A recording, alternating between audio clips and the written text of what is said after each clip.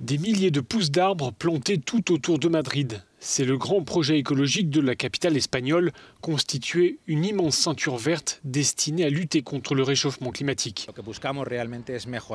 Notre ambition, c'est d'améliorer la qualité de l'air en ville, lutter contre l'effet d'îlot de chaleur, absorber les émissions de gaz à effet de serre générées par les citadins et relier entre elles les zones forestières. Le projet s'appuie donc sur les parcs déjà existants, auxquels s'ajoutent des zones jusque-là laissées à l'abandon, des friches censées devenir des forêts dans les prochaines années.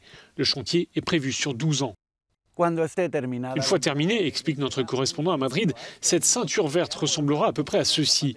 Une forêt dont les arbres pourront absorber le CO2, mais aussi la chaleur générée par l'activité humaine. Les températures à l'ombre de ces arbres sont de 2 degrés inférieures à celles mesurées dans le reste de la ville. 75 km, c'est la longueur de cette future zone végétalisée autour de Madrid. Pour autant, le projet de la municipalité ne s'arrête pas à cette ceinture verte. Nous devons avoir une stratégie globale, limiter les voitures, mais aussi développer les zones piétonnes, créer des zones vertes dans chaque quartier. Cela suppose aussi et surtout d'associer les habitants. C'est indispensable pour envisager l'avenir dans de bonnes conditions.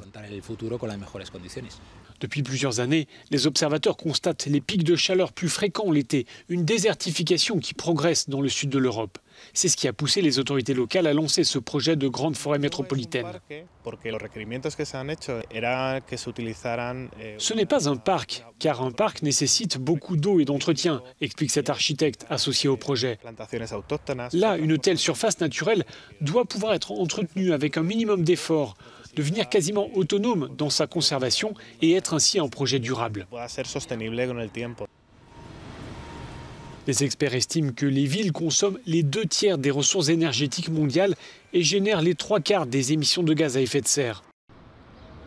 Face à ce constat, de plus en plus de municipalités adoptent des plans de développement durable. Cela suppose des transformations dans les transports, les logements et l'urbanisme.